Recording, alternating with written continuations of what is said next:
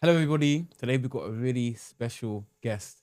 Daniel has joined me to discuss the latest political trends and left versus right. We're going to do a bit of back and forth about it and to see what we can learn, what we can educate our views on. So, Daniel, Hello. thank you for joining me. Thank you for having me. Would you like to introduce yourself? Yeah, I'm Daniel Knightley. I stumbled across TikTok, I'll probably say over about half a year ago, and started to basically proceed with my views on certain things and look at things objectively. And that turned out to be quite explosive and viral in some cases. And, I'm an inquisitive person by nature, so it's always been something I've, wanted to push out and get feedback on, really. Background's aviation, airline pilot by profession, nerd all around, motorsports, racing, you name it, I love it. That's pretty much it. And how long have you been into politics for? I would say it's a recent endeavor, to be honest. It's not something I've always been into, but I think that given the situation that we're currently in the UK, I just think it's important to get eyes on content and eyes on the realities of what's coming and what's going on. I'm going to get into that in a second, but I think first of all, because of the timing and because it's fitting, there's a lot going on with Iran, America, etc. So what we know so far is there's been a coordinated military offensive against Iran as of the 28th of February. America claims they're doing it because they see Iran as a threat. But what can you tell us about what's happening? Well, I think if you look at the sort of broader picture, the bigger picture, the IRGC has been running with an iron fist for almost half a century since the revolution. Can you explain what the IRGC is? It's the Islamic Revolutionary Guard, which is under the recently deceased Ayatollah, who was just reported as killed yesterday, I believe. No doubt they knew where he was the whole time, by the way. But basically, there was a revolution in Iran back in the 70s, an Islamic revolution, whereby I would argue the most democratic nation in the Middle East was turned on its head. And Islam came in with an iron fist and said, no, we're going to repeal this. We're going to have a religious leader, take control of the situation and have things under Sharia law, effectively. And it's been nothing but turmoil ever since. I've got a lot of friends that have come from Iran, that fled Iran during this period of time, and also, friends at my age and that came with their parents when they were much younger. And the stories I hear are just insane. But it's one of the few places in the world where the government hates the people under this Islamic reign, and the people hate the government. And so that is abundantly clear when you speak to people that are living in America, that are living in England. They have not been happy under this rule. And as a result, I think they are elated that, one, the Ayatollah is now confirmed dead, and two, there's a revolution about to happen. For the Shah of Iran's son, whose name eludes me right now, is about to come in and hopefully push a transition into a democratic society again. So you said this action was necessary? I think so, yeah. I think that under these circumstances, things are always going to be seen as draconian or controversial, given that I would say that most of the Western world is very left of centre at the moment. So anything that's deemed as slightly aggressive is going to look controversial. But, some decisions are difficult to make, and some will look controversial, but someone has to take action somewhere. And I think if you look at Trump, for example, you can't really fault him for taking action. This is the second time now he's dealt with Iran. First time was with the B-2 bombers, and they had strategic bombing over nuclear sites because the Iranians were enriching more than 40% uranium, which is for one purpose only. It's not for energy. When you said there was conflict within Iran between the leaders and the people, what did that look like? Well, again, there's they're actively culling them. I mean, for example, over the past 2 or 3 weeks, I think there's a report of about 40,000 Iranians have been killed during this protest that's been going on across the country, of which they tried to shut down the internet for. But thanks to Elon Musk and Starlink, he got some coverage. So he put Starlink over that region, and people were able to access the internet again, and they were getting information out to people on what was going on. I think there are other people helping as well. But overall, that is pretty profound. To try and, shut people up by just shooting them down in the streets is just crazy. It's unbelievable. And so there had to be some sort of intervention. And the Iranian people have been asking Trump to intervene and say, do what you need to do. We need to fight for our country. And that's what they're doing now. And what do you believe happens next then? Well, this is where it gets tricky and controversial. Obviously, we saw the situation in Venezuela, where he got rid of the main man. But if you're not careful, what we don't want is instability again. You don't want Afghanistan right now. So there has to be a governed transition where it's sensible. You can't just have people running around wild and everything in chaos because there's no longer any government because it's been destabilized. Otherwise, you get things like you get Libya, for example. So the next few months are going to be very interesting, but we've got to make sure that there is law and order, and there isn't just, crazy things going on, because there will be, shoplifting and all sorts of horrible things that happen when governments get toppled, especially bad ones like this. And cool. Back to our country now. So politically, you touched on it earlier. It's the state of the UK. Yeah. Where do you see it broadly? Are we in a good place? Are we in a bad place? I think we're in managed decline. We're in managed decline right now, and it's something that I think more and more people are becoming aware of. Yep. And we're a sinking ship, and the current government and the previous government have been aiding in that process. And we got to turn these things around, because the world is going through what I call deglobalization. America no longer wants to police the world anymore, which means internationally we all have to pay our own dues, right? We've seen what's going on with NATO, for example. Like, the Americans have pulled out, which means we have to pay our portion of GDP to support NATO. Yeah. Americans no longer want to help us. We've got to help stand on our own 2 feet. Why is that? The reason being is because America, post-Second World War, were there to police the world and to protect everybody from another outbreak of war or God knows what else. But they no longer want to do that. They're going in a different direction, and that's probably because of the emergence of China. But in England specifically, just going back to the point, we're at a crossroad here where we have had successive governments pushing, I would call, overly liberal agendas that are not beneficial to our country moving forwards. We have to get a grip on this situation. And we have to call a spade too, which we're not doing, because people are in fear of being labelled racist, or you're a bigot, or you're a Zionist. But no, that's not true at all. It's calling it as it is and saying what you preach. I practice what I preach. For sure. And I agree, like, governments they've made it worse and worse and worse and worse for a few years. So what do you think needs to change? Like, from your perspective, what do you think needs to change? I think that first and foremost, and this is on everyone's mind, is immigration control. Yep. That is the number one most important thing. It has been on the thing at the back of everyone's head for the past 30 years. We've had successive governments ignoring those facts and just getting on with it, and ignoring their constituency. So a lot of people now look back at Brexit, and what we understand is a lot of people voted Brexit because they wanted immigration reform. That's why they voted Brexit. Yep. But that's not what's happened, and they thought that would be okay. That's it. Now we've done that. Now we can focus on, things internally, domestic issues. But that hasn't happened. Let's stay here for a little bit, because it's a really interesting conversation. I think on here, I want us to be honest, and I think both me and you and everybody wants what's best for the country and for their people. So I've got a few questions on immigration. First of all, why do you think it's so controversial to talk about it? I think because it's been the agenda, I would argue, of the Fabians. No, not really. Of left of centre politics. I think the reason why they're doing it is because they're covering up the fact that we're poorer than we were back in 2008, because we never recovered from the 2008 crash. And so they are covering it up by flooding the country with people to cover up the fact that per capita we are poorer now than we were 20 years ago, or almost 15 years ago. So would you say immigration is good or bad for Britain? I would say it's good if it's controlled and we are bringing in skilled people that can contribute towards what our goals are. Because that's what I want to kind of bring up. So you're not against immigration? No, I'm not. No, not at all. You're against uncontrolled immigration, because from what I've seen data-wise, the NHS is 30 to 40% of our doctors are trained abroad. 25% of nurses are non-UK nationals. When it comes to social care, 25 to 30% of the UK social care workers are foreign-born, and in London it's 50%. So a big part of NHS social work and even construction is immigration. So of course that's not what you're against, I'd imagine. No, because it's essential that any country has a certain level of migration into those fields, because again, if you look at most of Western Europe, that is the case. I would argue across most of Western Europe is that you would see that kind of percentage breakdown in healthcare specifically as well. Yep. Definitely. Why do you think that is then?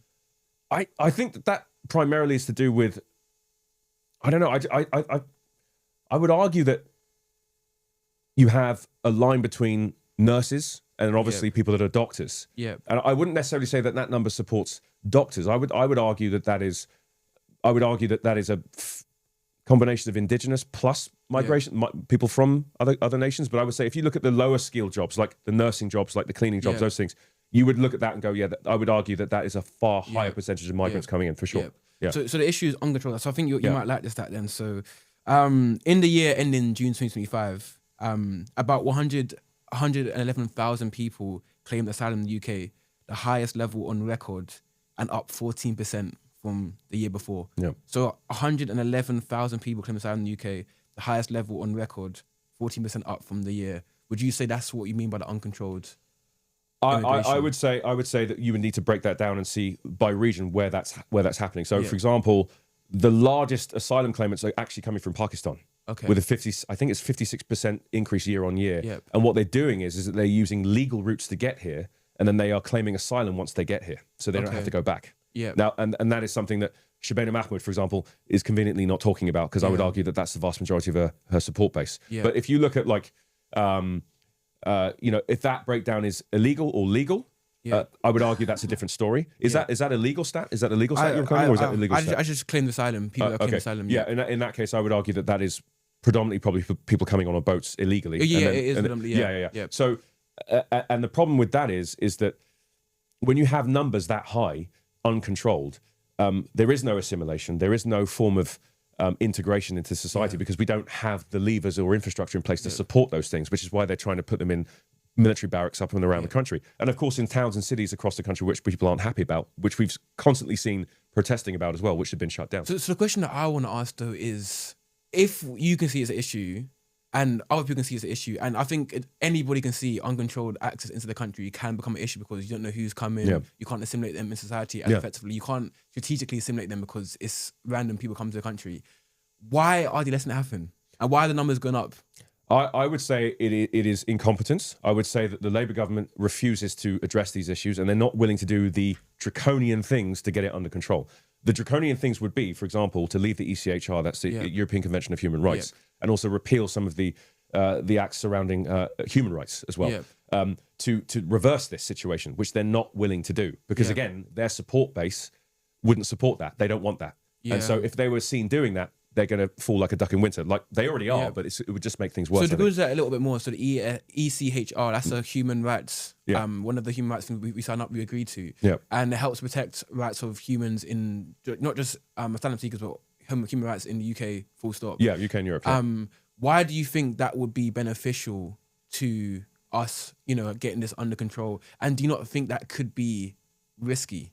Well, no. Okay, so the reason why it would be beneficial is simply because the ECHR is there for Europe. It's the European Commission of Human Rights, not the British Convention of Human Rights. So it is the laws that are set forth are being used by legal personnel to circumnavigate these rules to keep some of these people here. So, for example, some of these people are, committing atrocious crimes, whether that's raping, paedophilia, etc.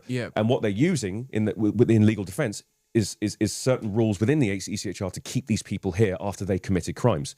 The reason why we need to remove that is so that we can repeal all of that and send these people back to where they came from, deport them effectively, because they shouldn't be in society. We don't do that here in the UK. So I think that those kind of things that are committed, if you're doing that as someone that's come here illegally, no, you got to go. And so those things have to be removed in order for us to do this. Otherwise, we're a sinking ship and we can't reverse this stuff. That's interesting because European Convention of Human Rights, when people see we want to leave it, they assume that, cool, you don't care about our rights, leave you're trying to take over our country, you're trying to create a dictatorship.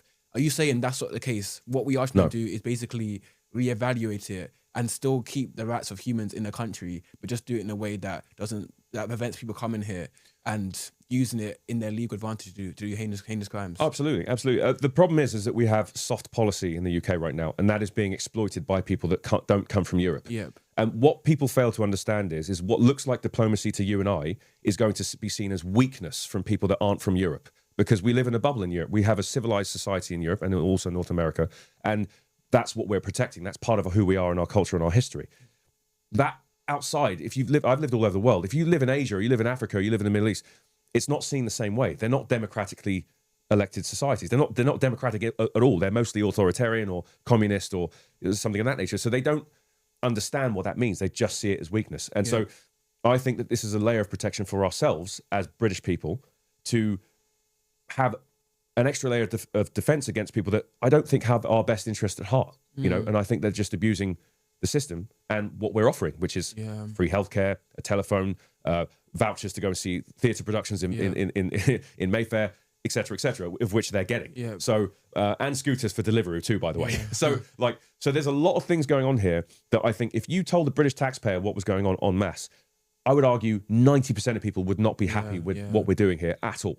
So what would your response be to, because obviously people are coming here to seek asylum. because wherever they're coming from, it's not ideal for living conditions for them to come here. So they're doing the best they can for their families to come here and escape. What's your thoughts on that? Do you think that's a fair thing where like you come here to seek asylum, we should want to help them because if we were in their shoes, we want other countries to do the same for us? What's your thoughts on that? I think that it's abundantly clear at the moment that it's not just people seeking asylum. And if you look at the landscape in Western Europe right now, we're seeing issues, social issues across Germany, France, Scandinavia as well, of which they've implemented reverse policies now, like remigration policies, because it's not working. They claim that they're asking for asylum, yet why is it that in certain areas crime has risen? And in certain areas, for example, the people that are committing these crimes, like the situation in West London recently, I think it was in Acton, an Afghani refugee or asylum claimant stabbed a guy innocently walking his dog. I mean, again, these are isolated incidents, but they are on the rise. And again, you can't ignore the statistics as and when they come through, of which are being subdued heavily by the current administration. So it's very difficult to get that information. But when you do, it's important to have an honest conversation as to what the true goals are of these individuals coming, of which are all men, by the way. There's no women and children seeking asylum. It just seems to be fighting age men. And that's not just right of centre rhetoric. That is a fact. That is what's going on. But do you think that's because they're able to get here and maybe children and women won't be? They might not have the physical capacities to make the trip, you think? I think in some cases, yes. And I don't get me wrong. I think some of these people are genuinely seeking asylum because they want a better life, of which needs to be evaluated. But I think because of the numbers of people coming in, it's too difficult to manage that. And that's why we've got to get a grip on this so that we can funnel this and understand what is going on, who is coming into the country, what, and for all we know, these could be ISIS members, they could be members from militias across, war-torn parts of North Africa. We don't know, and that's because it's unchecked. And so again, it's the mechanism in place, which is the ECHR ruling, that needs to be changed so we can get more control, more authority over what's happening, That makes sense. That's really interesting. And do you, final question, do you believe most people come here or seek asylum, or do you think they're coming here to basically, not that their conditions are terrible, but they just want to, Britain just seems a bit more of an opportunity for them? I would argue, I would like to think that the vast majority are coming here for a better life, and they just want to get their head down and pay their taxes and just integrate into society. I'd like to think that. But again, if you look at the regions of where these people are coming from, which are mostly Islamic nations, I think that as a direct conflict to Western ideology and also how we conduct ourselves as a democracy in this country. And I think it is a form of conflict because they view women very differently to the way we do in our country, and I think that is a problem. And when we see things in the media about, as you mentioned, the crime that these people are committing, obviously there's a crime problem in London, just full stop. Even without illegal immigrants coming here. Do you think that is a distraction from what's actually happening in the country by putting all the... Because if we look at the statistics, I believe that there's no data to show how much crime these illegal immigrants, asylum seekers are committing. And it probably is fairly small, as you mentioned, the isolated incidents. Do you think the overemphasis on these crimes that they are committing is a distraction from the actual issues that Britain has in regards to crime, full stop? Yes, I think that's a really good point. And I do think we, again, certainly under Sadiq Khan in London, we have a serious problem with crime. Again, there have been some figures that were released recently and there's been a significant drop. And I think that's because there's a lot of attention on it at the moment. So there's been conscious efforts to deal with it. But when you're shutting down police stations across London, what the hell do you expect? Do you know what I mean? Under the guise of what? Diversity is our strength. Like, no. Like if we have to give police the ability to have stop and search in London and many other cities across the country, and repealing those things is not going to help anybody. We need safety. We need to be safe. And again, there are warnings. There are amber warnings from several countries over the world warning tourists coming to London to be very careful when going out in public, like wearing a watch or holding your phone in your hand because of these bike gangs. So these are issues that I think are inherent problems, and I think Sadiq Khan is acutely aware of these things and hasn't been putting a focus or attention on it at all. And so let's get into that a bit deep. I think a lot of people watch this will pose a question. The obvious issue with stop and search is that people from a certain demographic that maybe even look like us are targeted more than other people. Do you think that's a necessary thing to happen if we're going to crack some of these issues, or what's your thoughts on that argument? I think that, and this is to be very clear, statistics are not racist. Data is data, okay? We've had the police commissioner come out several times and say, look, we are just following the data, and that's what it is. And if that saves one person from being stabbed versus someone's feelings about being stopped, I'm sorry, I'm choosing the person that's going to be saved from being stabbed. Yeah, it's plain and simple. And we can do this identity politics thing all day, but when it comes to data, it is not racist. Yeah. And so if that's the demographic, that's a demographic. What is the data? Do you know? The actual figures at the moment, I don't know. I haven't seen them in a while. But I would say that at the moment in the inner city in London, I think black on black crime is very high still. Yeah. Certainly amongst postcode gangs, as they call them, Yeah. knife crime is still very high. It has reduced significantly in the last 6 months, I think, because there's a lot of eyes on it at the moment. Yeah. You've even got the American administration coming over here to figure out what's going on. They've sent people over from the States to work out what is happening with crime over here, what's going on, amongst other things as well. Yeah. But I think, again, you've got to be willing to be offended in the pursuit of truth. Yeah. And I know it's uncomfortable for people, and I know that we're going through a phase right now where in debates people are leading with feelings as opposed to facts, but that's just what it is. I feel I see it from two sides, because I would say that as a black person, black on black crime's definitely issue. Like, you know, it's even in America, whatever in the world, it's a travesty. But I also think we're such a small percentage of the UK as well. If we asked to do stop and searches, representative of the country as well. And if most of the stop and cries are going towards black people that are very small minority of the UK, I think that doesn't actually make it safer, because most of the crime will be coming from other demographics, not because they're worse, because they're a large demographic. So I think that could maybe be an issue. And I think crime for me is more so down to income levels. We see more, and class, we see more lower income levels. These are the areas where crime is the most. I think that should be as long as we can get that right and we're targeting it in a representative way, I think that makes more sense. No, I agree. And I'll give you an example of that. For example, Rupert Lowe has been doing a personal inquiry into these Pakistani rape gangs. Okay. And the stuff that he's uncovered kind of pushed him over the edge to start his party. He was going to do that anyway, but this was a nail in the coffin. We have a serious issue with that, certainly with young British girls that are being pulled out of homes, you know, like, you know, people that, well, obviously foster homes and things like that. And it's a full operation, and it is rife in London. And so under the guise, again, of not being labelled racist, look what's happening. So there's an entire group of people across the country, Birmingham, Leeds, Bradford, London, that are committing these atrocities, organised crime, gathering young kids, and then taking them to houses and doing all sorts of horrible things. So do you think the real issue is lack of transparency? Because I believe, though, like black, Indian, Asian, whatever, white, if they saw the data that, look, most of the crimes are coming from this demographic, which is why we're going to target this demographic more. Do you think most people have an argument with that? Most people wouldn't complain. I think you would get a split. I think you would get people that would be very offended by that. And I think you'll get people who go, okay, fine, if that's what it is, that's what it is. That's what the data says. Yeah. If that's what the data says, then so be it. And so to you know, there is a disproportionately high level of people within certain ethnic minorities committing very high crime. For example, if you look at the Albanian community, for example, they represent a very high percentage from their very small group. And a lot of them are sitting in British jails right now, you know, that have immigrated here because they do a lot of crime, whether it's petty or whether it's drug crime. They're heavily involved in that stuff here, of which we've had many conversations with the foreign minister in Albania about sending some of these people back, and to no avail. We've not had some sort of organised situation where we can deport these people. But like, there are systemic issues in that particular group, and I'm going to focus on that because I think that is a point of discussion within the Muslim community that is being ignored because they have, how do I put this? The current administration is fearful of labelling these people or are going, this is a problem within that community. Why, so it's kind of why do you think they'd be fearful though?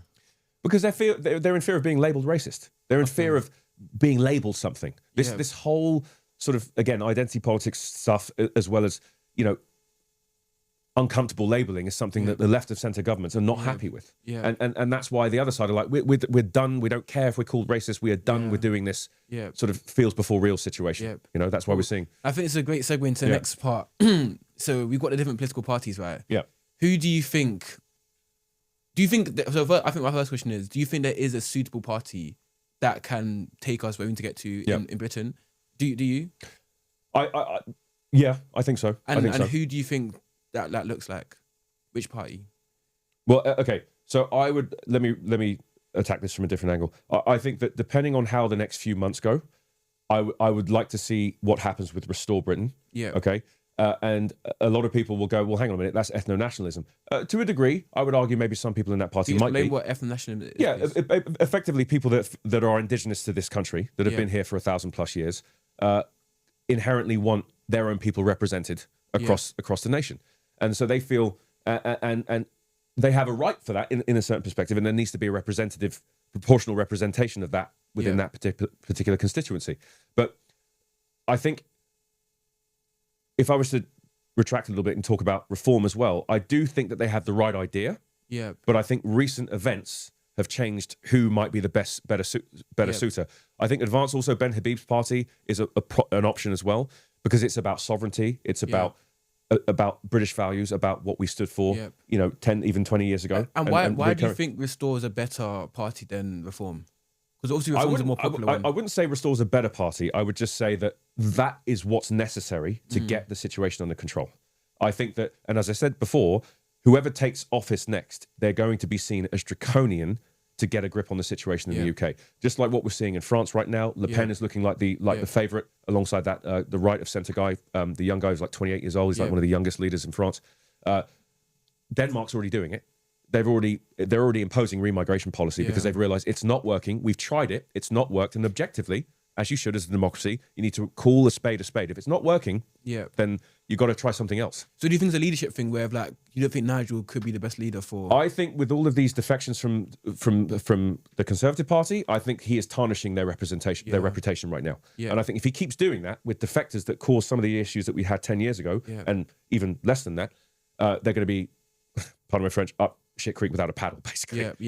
Which is why Restore is looking more and more favourable, and maybe even Ben Habib's party, Advance UK. Because they're more trustworthy, would you say?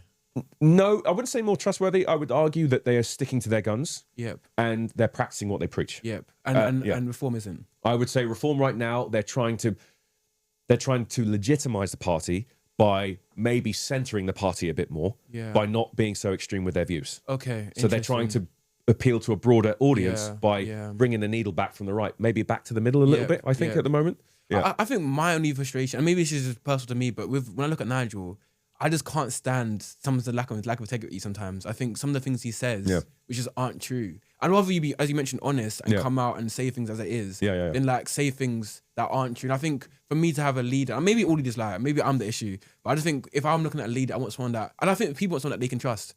I think that's the main, even when I looked at your comment section and talk about all the manifestos from Reform, etc. And the people said, this sounds great, but we want to see action. And I think that could be something that maybe you're touching on. I think you're right. And I think that the problem is we have a problem here with affirmative action in this country. For some reason, we've had successive governments talk about, we'll do this, but then nothing happens. And then, and in contrast, whether you like him or not, you look at what Trump's doing.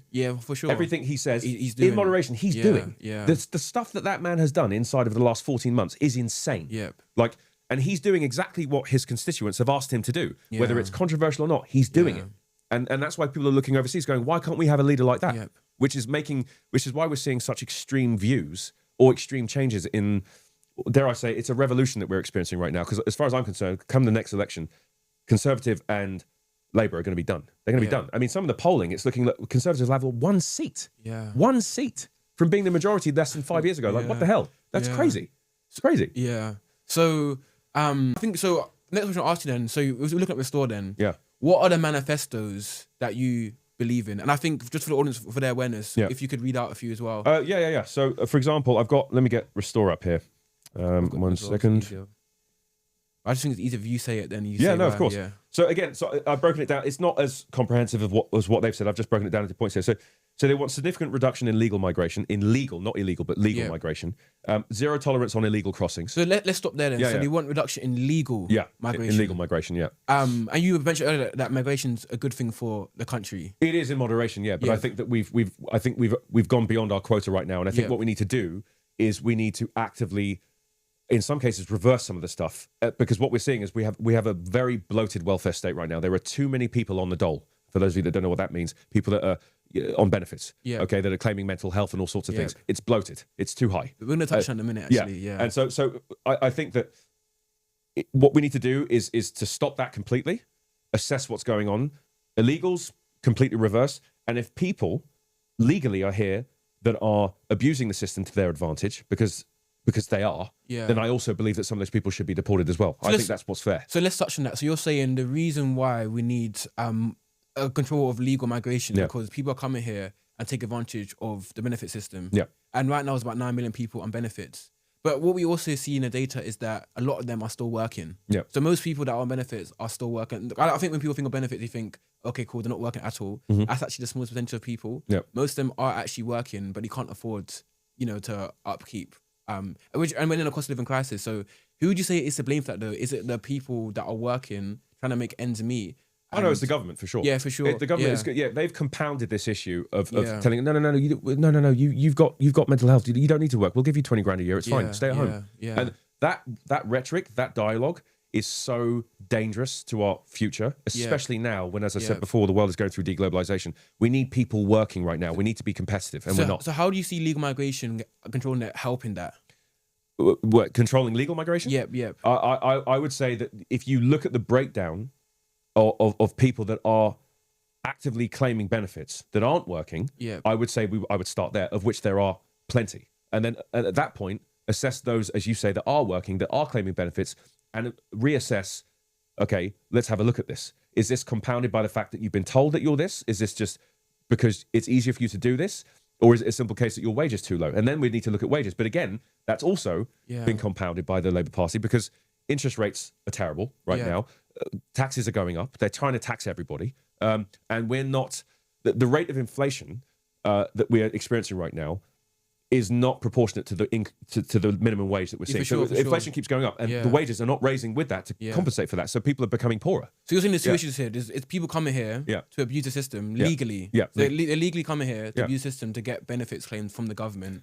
And on the other end of it, the government's also to blame, because the people that are getting the benefits, that are working, like, life's too expensive for those people. Yeah. So it's a compounding effect from both sides. Both sides. It's utter negligence and incompetence from the government, compounded by the uncontrolled levels of migration, legally and illegally, of which have been higher than it has been since the dawn of the country. So what we need to do is to get a grip on this. We need to stop that first. To stop the migration into the country first. Completely, legally and illegally. Stop. Assess what's going on internally. What we have here. Exactly. And then systematically go, right, if these people are claiming this much, what are they doing? If they are working, how much are they earning? Is that an issue propagated by the government by not increasing their wages? And I think that's a way of doing it. And I think Reform have talked about that. Like Zai Youssef, who's head of policy, has talked about that many times, of how they would do that. I think Rupert Lowe's approach would be a bit more aggressive, but that's because people are in fear of our culture changing too fast as well. I think my fear, I think on paper, I'm with you. I agree, but I think my fear is policies don't run countries, people do. And biases creep in. And I think what people would be fearful of is that some of the things that these parties say is emotionally led. Like, they complain about certain things about like, it has nothing to do with whether the benefit of the country. So it's like, if these people might have racial biases, and now we're controlling legal immigration for, as you mentioned, for us, we want to see the right reasons. Is there a fear that they control migration for the wrong reasons, and it sets the country back? Absolutely. Okay, so let's break that down. So I would look at the first point. If you look at ethno-nationalism, I'm sure there's a vast majority of people outside of London, by the way, because we do live in a bubble in London. It's also a Labour stronghold as well, for those of you that don't know. But there are people have the right to protest things in a democratic fashion if they're not happy with the way in which the country is being run. And so what you have to understand is when you leave London, we do live in a white continent, a white country and a white continent. And anyone that thinks otherwise would be foolish to assume it's any other way. Sure. We're not in Africa, we're not in the Middle East, we're not in India, we're not in China. We're in England, okay? And historically, for thousands of years, it has been, the indigenous population have been Caucasian here, okay? Now, again, there is a difference between racial divide and cultural norms. I would argue that the vast majority of people that are voting for someone like Restore are concerned about the cultural changes from multiculturalism more than just looking at certain ethnic groups. And that is why people are tired of being labelled racist, because unfortunately, Reform is probably going to be the next. Not unfortunately, it depends on how you look at it. But for some people, they're not happy that Reform is probably going to be the next government. But if you look at the numbers, they represent the vast majority of people's consensus in the country. So if you look at it that way, anyone that's on the other side of the fence is a minority group in that case. So you're not in line with what most of the country is asking for. That's an interesting point. So you're saying it's not a racial, it's a cultural norms thing. Like, same way wherever you go in the world, even Nigeria, Asia, wherever you go, they've got their cultural norms and their cultural traditions for that country. Exactly. And you can't go over there and change those. It's like me going to China and demanding fish and chips. And so, excuse me, why is there not fish and chips here in Nanchang province? What's going on? Like, you know, where's the black taxi? I do feel like people that follow me, I travel a lot and I'm always wearing the native clothing when I go to different countries. Yeah. But my only fear is, when does it get to the point where it's like, it just becomes inadequate? Because if you look at the data of like NHS, most of them are for national people, social work. Do you think, and this is just your thoughts, do you think are we at risk of taking it too far to the point where we actually go against the betterment of the country because we're so focused on keeping cultural norms that I see what you mean. we prevent people that could actually help keep NHS alive, for example. Well, let me pose this question to you. If for example, if you were to look at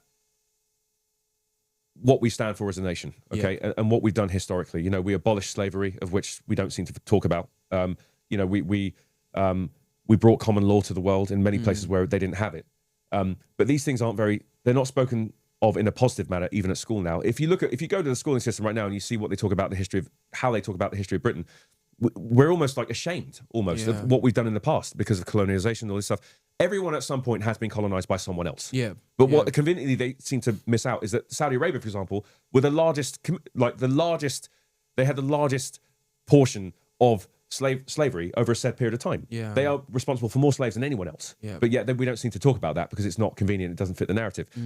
If you're living in a country like England, and you feel that you want to push what you want from where you came from, I believe personally that is in direct conflict with the nation's values and its future. You've got to be on the same page as everyone else here. There's got to be unity. Yeah. You can't have for sure. You can't have different segments across the country pushing different narratives, because what happens is you get places like Birmingham where you have Labour MPs advocating for spending UK taxpayers' money on making a larger airport in Pakistan to increase the influx of Pakistanis into the Birmingham city area. Yeah. Like, that's unacceptable. Like, this is England. And so we have to be aligned. We have to, you know, and I use this example, which I think everyone can relate to. If there was mandatory conscription tomorrow, and Keir Starmer said Russia's invading because Russia's our biggest enemy right now because we've been more vocal about Ukraine fighting the war.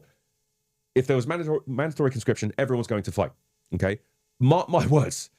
The amount of flights leaving this country out of, I would argue, certain cities in this country would be record numbers. Yeah. The people will get out of here so fast because their allegiances don't lie here. Yeah. And if your allegiance doesn't lie in this country, you probably shouldn't be here. That's a really good point. Seriously. And it's a good way to separate the wheat from the chaff. If there's a war tomorrow and you believe in the values of the country that brought you in, whether you're from here or not, and you're like, right, I'm going to stay here and fight, even if it means my life, I feel this is the right thing to do. Or screw that, I'm not fighting for this country. I don't like what this country stands for. Screw their values and their history. I don't care. Yeah. But yet you want to protest in the street about Palestine and no, free this, free that. Yeah. But then when it comes to crunch time, you're on the next flight out of here.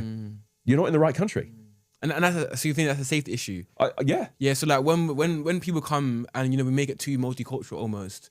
Not in a way of like... by the way, multi-ethnic's fine. Multicultural is the problem. Yeah. Multi-ethnic's fine. And it's like those people, which is a fair argument, those people aren't going to be ones to fight when it gets to crunch time. No. Because if your country's full of people that aren't... and I think you don't need to be from here, but just don't believe in the culture. Yeah, or the history of... Or what we stand for, or, you know, or the wars we're fighting. You see all these protests about things that are going on thousands of miles away. Why are they not protesting over there? So who just is at fault for that then? Is it the government for not making people want to believe? Because I'm pretty sure, because at the end of the day, when we look at... Because the thing is, this isn't even a black versus white thing, because there's white people that also left and believe in, you know, all the different cultures and we believe in it. And they'll probably leave and there's people my generation that are leaving the UK because they're not happy here. Yeah.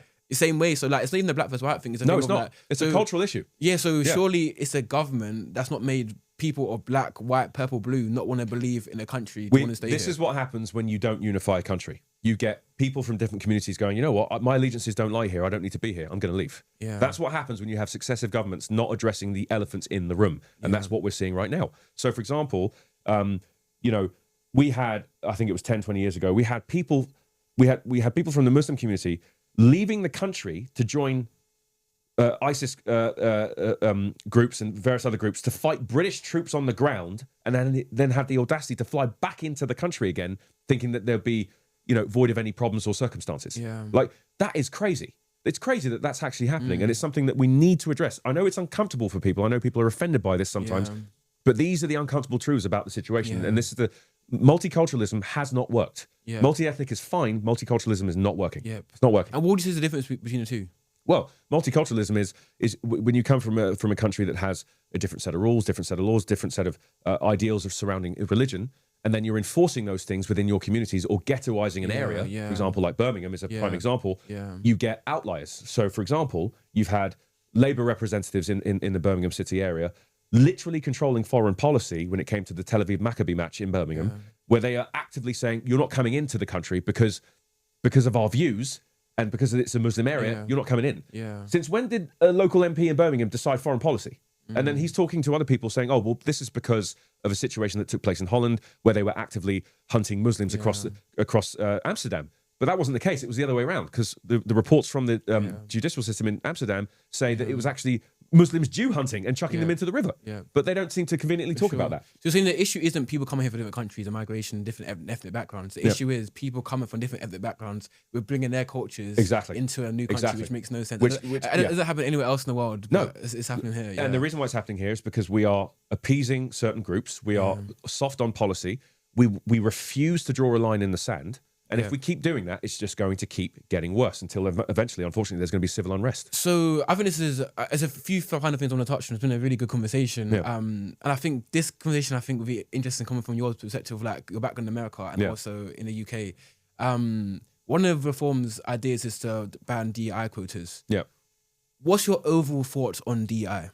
Oh, here we go. So this will be controversial. Okay. So I think that DEI is a terrible way of trying to level the playing field within certain ethnic minorities. Yep. And I think that what we're witnessing right now is we're seeing an overrepresentation from certain ethnic minority groups that are overrepresented across TV, across other platforms, that I think is unfair and is not proportionate. Yep. It's not proportionate. Yep. And the equality of outcome is a terrible doctrine. Equality of opportunity is where it's at. And that's where the focus needs to be. And do you not believe DEI is... Because I think, from my understanding of DEI, is the quality of opportunity, not of outcome. Because I think everyone's against that. No one should get a job because they're black. Yeah. or Asian. But that's exactly what is happening. Is that... Yes. If you look at what's going on in the US, certainly within their corporate system, of which they've abolished, by the way, and also across the UK and other Western European countries, that's exactly what they're happening. They are having to fulfill a certain quota of certain ethnic minority groups in order to be within the realms. Or they'll get a fine. Exactly. Yeah, and that's the problem. And so my background's aviation. There was none of this DEI when I was doing my training, but it's merit-based. I did the work and I came out the other end. For sure. And so I don't believe that's the solution. I think there's another way around it in terms of we've got to find a way of equality of opportunity, but not of outcome. I think that's interesting though. So like, I think there's a few things. I want to talk about that aviation thing because and I'm pretty sure the purpose I asked about that because I had a viral video about this aviation quota, and so we'll talk about that in a second. But I think the first thing is, you mentioned that there's people, and especially in America, it happened in the UK too, or mainly America? Both. Yeah. So for those that don't know, DEI quotas, from my understanding, you get a fine if you don't hit certain quotas of different ethnic backgrounds. Yeah. And in order to make sure you don't hit these fines, they're maybe putting people from different ethnic backgrounds in these positions to make sure you don't get the fine. My thing is that an issue with the company or is it an issue with the policy? The only reason why I asked it is because I think when the DEI set out, it was meant to be diversity of equal opportunity. Yeah, no, I agree. It wasn't meant to be outcome based. Yeah, exactly. But do you think these companies are taking shortcuts because they don't want to get fined? So the issue isn't necessarily the ideology of DEI and equal opportunity for everybody. Yeah. It's more so the companies are taking shortcuts so that they don't get fined by promoting people in positions that they don't need to be in just to hit the quota. So I think companies will do what they need to do to survive. Yeah. Okay. And they're not going to spend money where they don't have to. Yeah. So if it means having a few people that aren't up to snuff in the company, then so they'll take that loss as opposed to being fined, right? Or having the bad reputation for doing God knows what. If you look at, for example, some of the things associated with DEI, like the Dylan Mulvaney thing with the Bud Light situation, where they wiped off $4.6 billion off the market share. Yeah. Okay. Because of a woke, dare I say, you're going to explain what it is for the people watching. Yeah. So effectively, Dylan Mulvaney is a transgender individual that was basically cast for a commercial for Bud Light. Yeah. Okay. And it didn't really fit the consumer base because Bud Light is like a flyover state, sort of Midwestern, Southern state type beer that everyone was drinking. And so you saw people like protesting, like Kid Rock. He like got a load of beers and shot them up. But like, that's what happens when DEI has gone too far. Is that you get people in positions or places where they're not supposed to be. and there's not really a consumer base for that. And so they wiped off over $4 billion off their market share and subsequently shut down. They went into administration. Wow. And the same with Jaguar Land Rover here. Yeah. They had a commercial, which I would argue was a DEI commercial, where they pushed this woke narrative of a commercial with not a single car.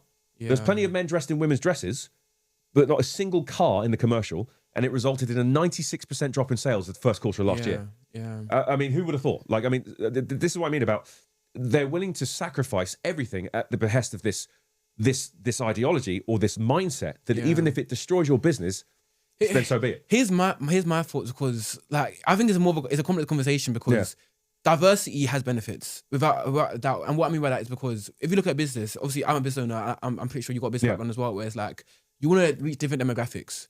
And I think the real business acumen of the diversity, equity, inclusion doesn't get included. Whereas like if I run a company and everyone in my company is black, it's going to be realistically speaking, I'm only going to target what demographic? Black people. If I bring in a white person, I'm going to be able to target that demographic. If I bring in a Chinese person, I can target that demographic. And I think that's a conversation that needs to be had of like why it can be beneficial. Yeah. But I think that's what getting spoken about. Okay. So I have a business. I have a business in the food industry. It's called Porridge, Porij. Yeah. And we do instant porridge pots. Yep. And so the vast majority of my team are women. Okay. Because food is dominated by women. Like especially entrepreneurs and SMEs.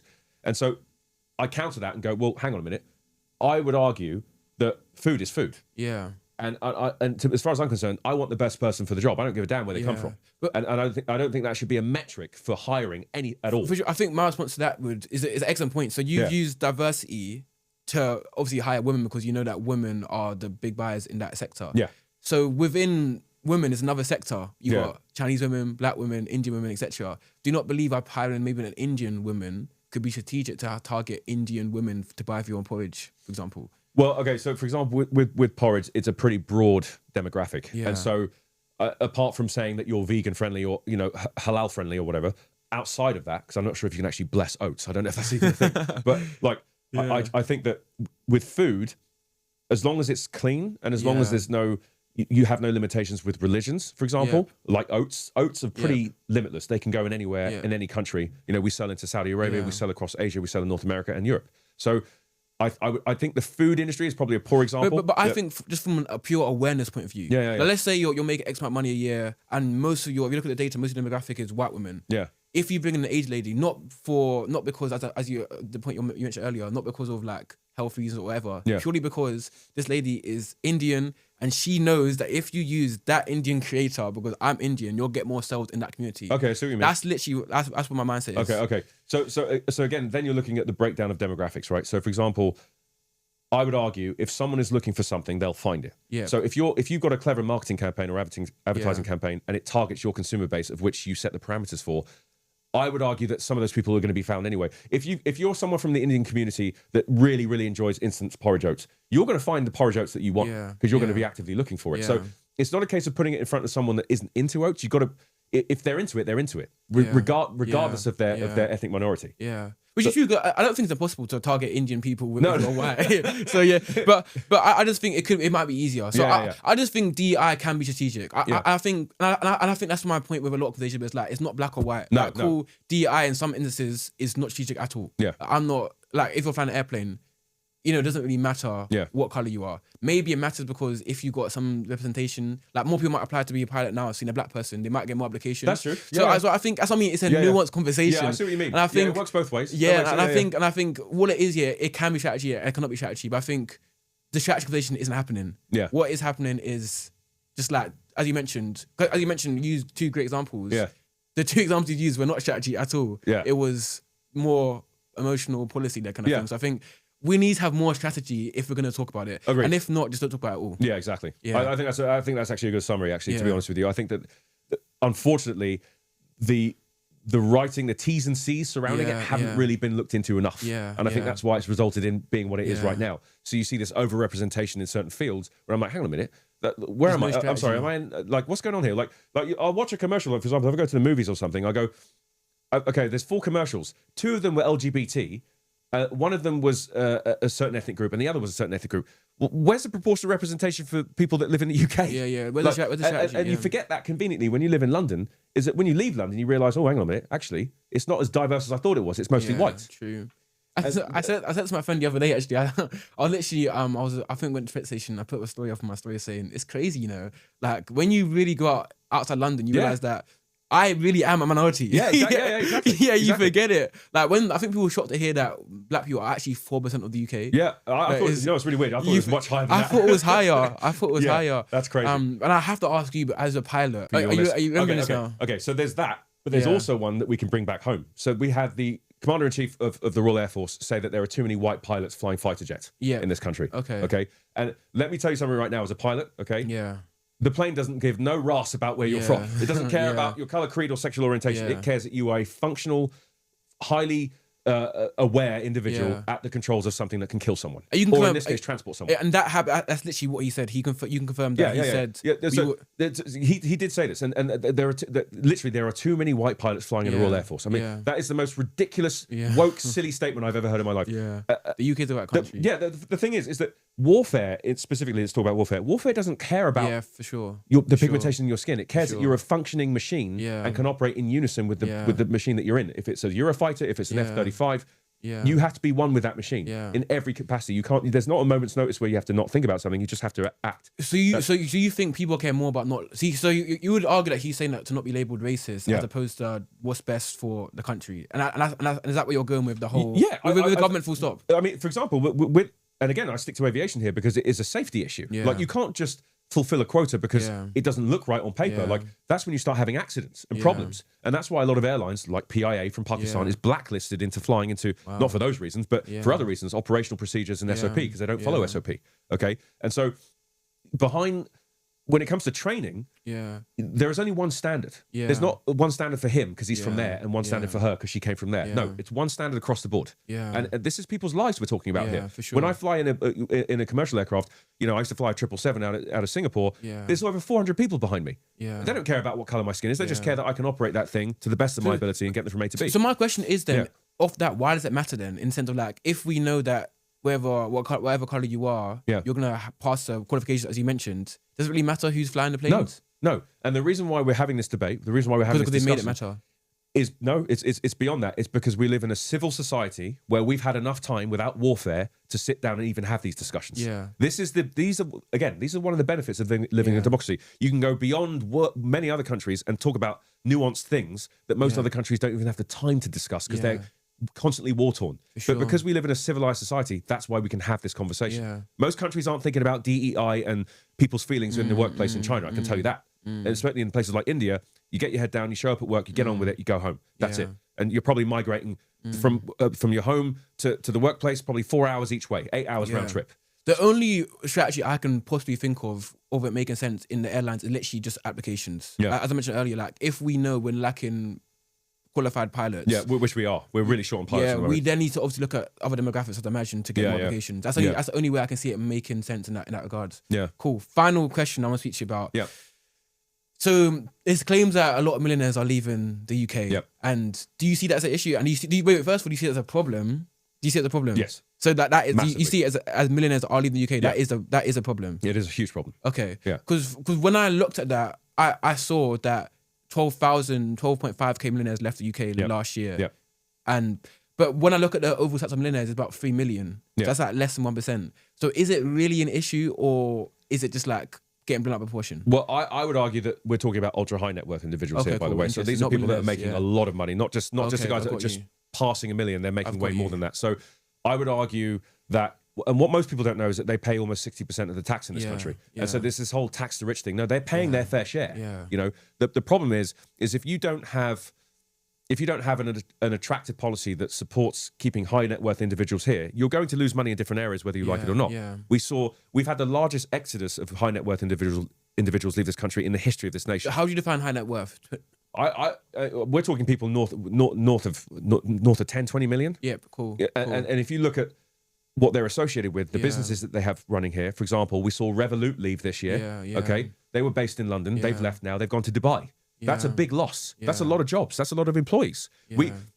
That is not good for any nation when you start seeing that. That is the first indicator that you're doing something wrong. Okay, you can't tax your way out of this situation. Okay, and so if we look at what Rachel Reeves is doing, she's got no clue what she's doing. I'd argue a rat in a cage has a better idea than what she's doing right now. She's a disaster for this country. And so we need reform in that respect. But if you have a country where that demographic is leaving en masse, crazy. It's because they have their finger on the pulse. They know what's up. They know how to move around. They know how to move their money. So if they're moving, that's a big indicator that something's definitely wrong.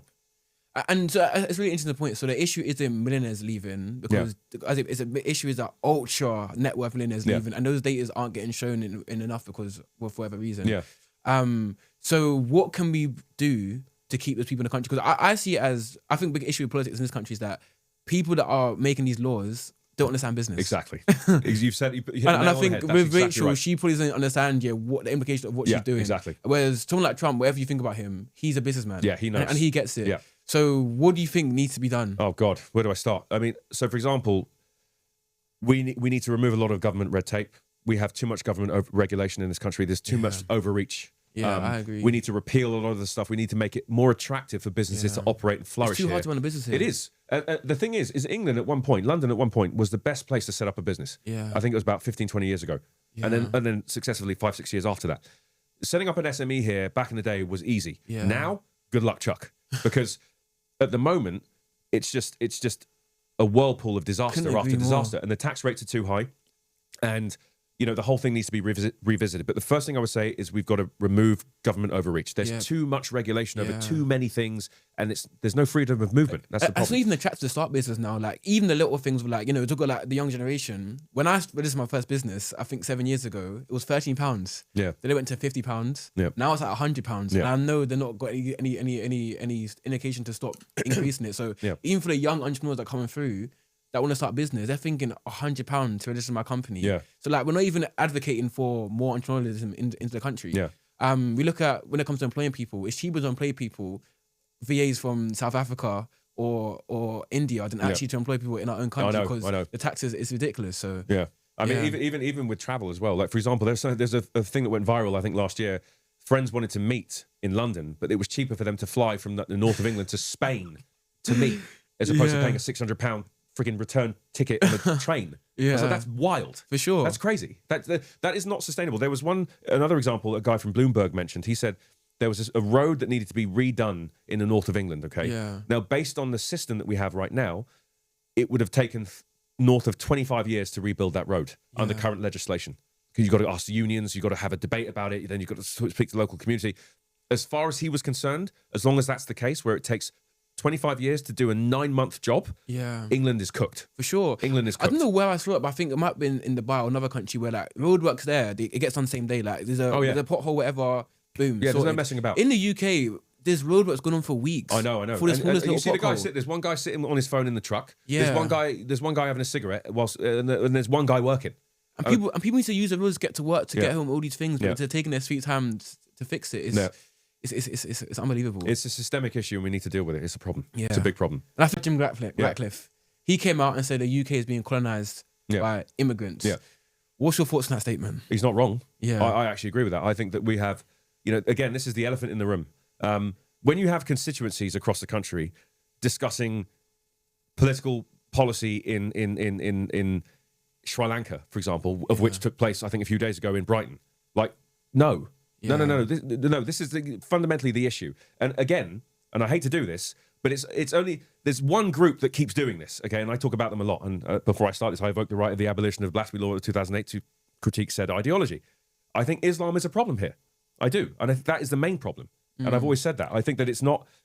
I think when they talk about that, I think that's what he's referring to. I think it's a big problem because it doesn't assimilate to Western ideology at all. I think it's a big problem. So you don't think he's using the term colonization by the definition? Because obviously the definition is the action or process of settling among and establishing control over indigenous people of an area. Yep. Obviously that's what's happening right now because like no one's colonized the UK. Like we've still got governmental control. But do you think he's more so saying that to make a statement of like things are getting out of hand? No. I think he's saying that to make a statement that things are getting out of hand and it's going in that direction. Yeah. But again, Birmingham is a prime example of that. It's an outlier compared to other places. You've got people addressing their constituencies in foreign languages that are in public office in this country. That's not okay. You can't address people in a language outside of English. So what you mean by that is there's parties that are targeting Muslim groups and they're using Muslim languages to target those people. Like, for example, the campaign for the Greens was in Urdu, for example, because they know the area is, on the west side at least, is majority Muslim. So I'm like, again, this is the line in the sand.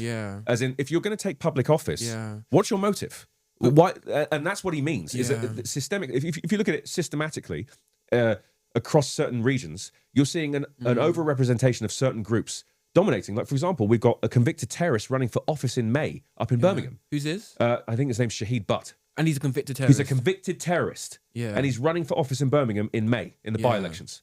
How is that possible? But this is what I mean. We've got to draw a line with this stuff. I do see the argument there, because when it comes to different languages, I think what it is, we need to clarify, it's not the issue. There's no issue with the language. The issue is lack of transparency of, like, people that live here don't understand the languages. So if you're gonna use agendas in other languages, it's lack of transparency, because no one knows what that says. No, they don't know. They don't know. But the thing is, are you okay with certain governments across this country or certain public service members addressing their constituents in a foreign language outside of English?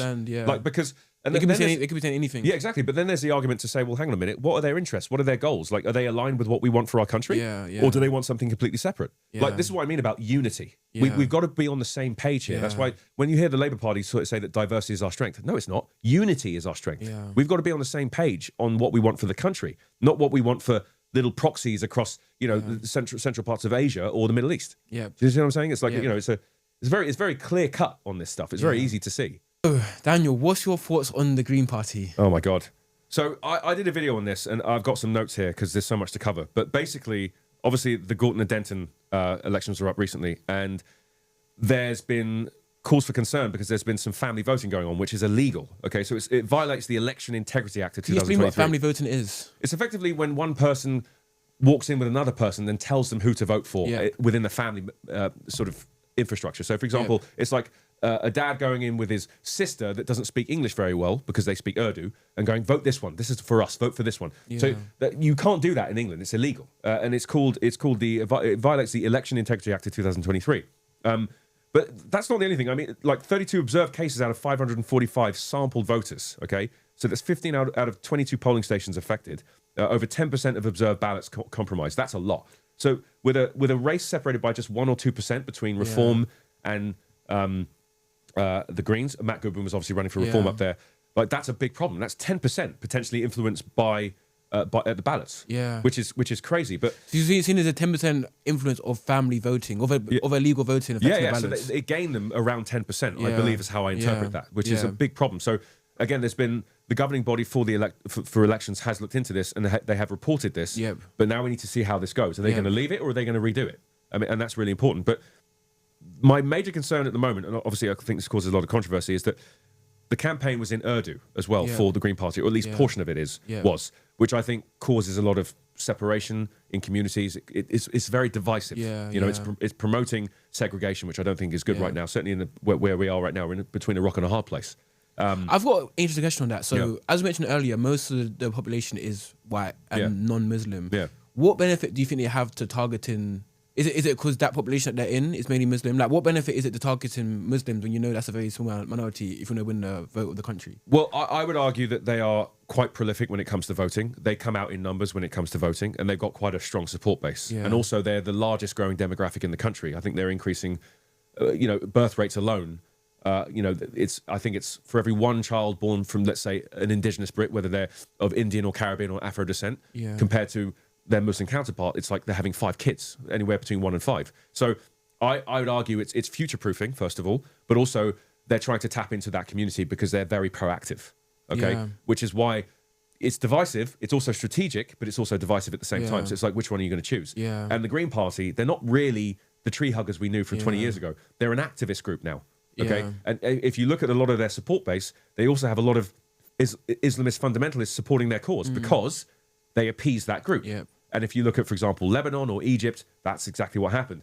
You had the fundamentalists appeasing the weakest group in politics. They got in the door, they gained control, they killed everyone else, and they took over. That's what happened in Lebanon less than 50 years ago. And so the same thing, I'm not suggesting the same thing can happen here, but, we have history books for a reason. Let's pay attention to that. And if you look at the manifestos, what within those manifestos are you not You're not. Yeah. So it's not the party they were from the 1990s. Sorry, I'm quoting some of the stuff here. All good. But so the full drug decriminalization, including heroin and cocaine. Let's stop there for a minute. So why do you see that as a bad thing?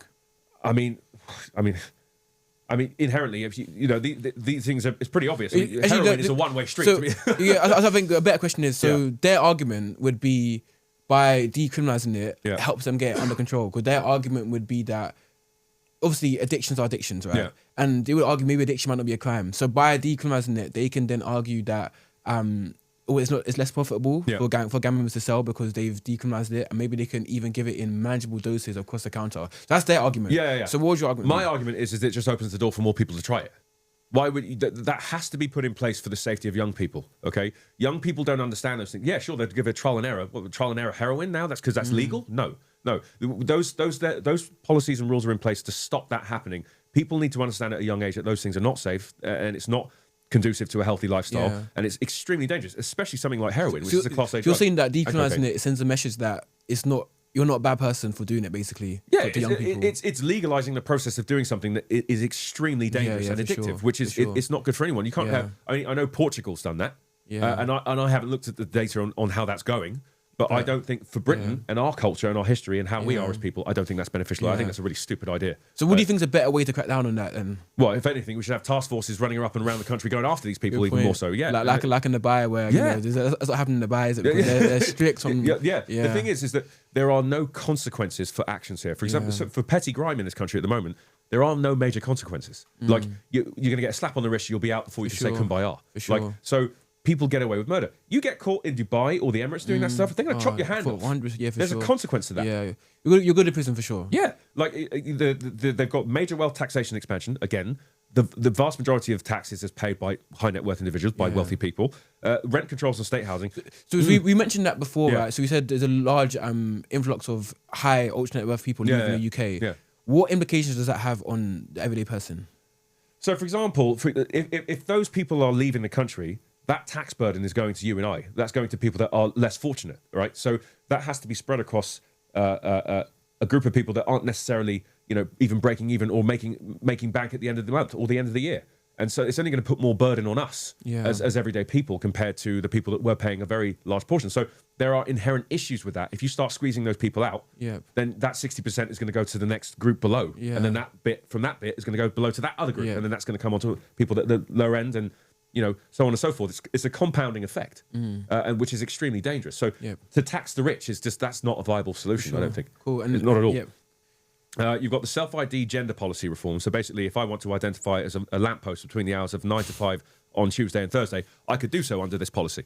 Okay? As far as I'm concerned, I don't think that's all right. And I think that we need to have a sensible debate on, X, Y, and XX. If they dig your bones up in a few years from now, they're going to know, for a few hundred years, they're going to know if one of two things, if you're a man or if you're a woman. And so I think propagating that and pushing that more for young kids as well, where they don't really understand these things, is also extremely dangerous as well. I don't think I think that we've seen what's gone on with that in the States. It's backfired big time. And I think the same thing here is also something that needs to be addressed. We can't allow those things to propagate at scale because it's going to cause problems socially, massive social problems.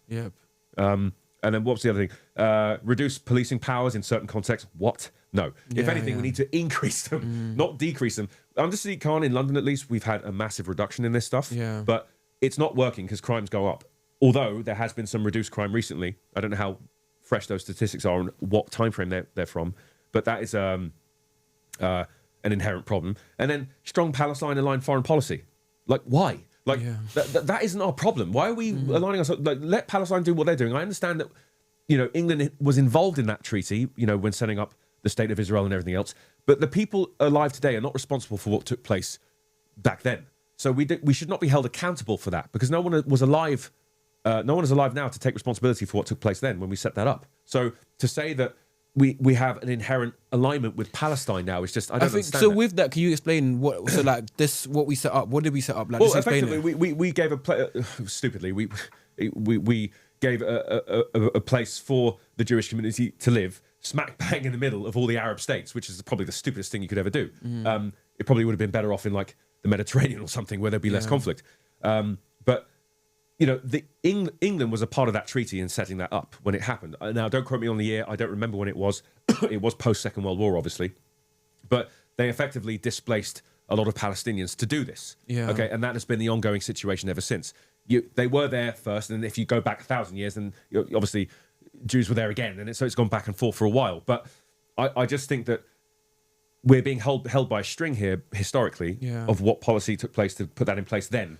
So we basically set up, we basically placed Palestine in an area in a war-torn area. Yeah, and but also surrounded by Islamic countries, which I think was a really stupid idea. and they're paying the price for it basically. Yeah, and for sure. And then, but obviously, no one that set it up is alive today. So you're saying that we shouldn't pay. We should be held responsible for what's going on now, and we certainly should not be implementing policies aligned with Palestine. We've got our own issues here. Yeah. For example, I was reading the other day, I think it was from Procurement Files, who's a guy on X that basically exposes all of our foreign aid. Yeah. And I think I saw some, there was like £50,000 going out to like basket weaving courses in Angola for the LGBTQ community. I was like, what?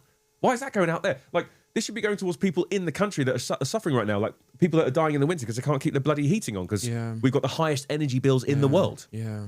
Because we're pushing this whole net zero nonsense, of which, by the way, Mr. Polanski is very in favour of, which equates to nothing. I mean, if we were to do that, we would contribute, 0.85% of global CO2 emissions? Yeah. If we were to cut everything we're doing now under crazy Ed Miliband, like that makes no sense. Please, someone from the left or the Greens, please come and have a sensible debate with me as to how that makes sense. Because if you look at that, like economically, it makes no sense. Like that puts us back about 50 years. Yeah. We've deindustrialized the north. We're not fracking. We're not diving. We're not doing oil in the Northeast Sea anymore. Like we're shutting it all down under the guise of what? Like saving the planet. Like what's 0.85% going to do? I mean, you're a numbers guy, right? Yeah. I mean, 0.85% is nothing. Yeah. Nothing. So the risk reward of it, we're saying, is basically that trying to get to that number of the net zero is doing us much more disservice to what impact we can actually create. Yeah, because the cost incurred. Like, for example, what is it, £350 billion by 2050, 80 billion of which is meant to come from the taxpayer. Hang on a minute, haven't half of them left? Like, we've had the largest exodus of high net worth individuals leaving. Yeah. Where's that money coming from? And even with all that, what impact we can have is very negligible. Yeah. So spending all this money for negligible impact, you argue just to look good for the rest of the world. Yeah, so just so we can be seen as looking good whilst doing evil, of what Elon Musk famously said at a conference recently when he told everyone to go do one when it came to their advertising on X. But like these problems are, the ideological framing around this, like the full drug decriminalization, the radical system change, aggressive wealth redistribution. So everyone has universal income? No, we're not. This is not a communist regime. We live in a democracy. You can't just take it from everyone and give everyone the same. That doesn't work. And we've seen communism doesn't work. It doesn't work. A reframing of Britain's economic model away from market capitalism. Okay, well, what's the solution to that then? What are we going to do? Like, grow farms and grow hay or something? Like, yeah, we do that. But again, even that's under duress right now under Labour. Like, they're trying to sort of shut that whole thing down as well, of which they've done many U-turns on. They've done about 16 or 17 U-turns in the past 6 months. So yeah, this is. I think the Green Party is very much an activist party, of which their support base is very, very controversial. I'd argue there's a lot of fundamentalists in there from Islam, and I'm not suggesting that all Muslims are bad. I'm just saying that there is a certain group. If you look at the data, 2/3 of MI5's caseload is Islamist terrorism. That equates to about 36 to 41,000 people. Yeah.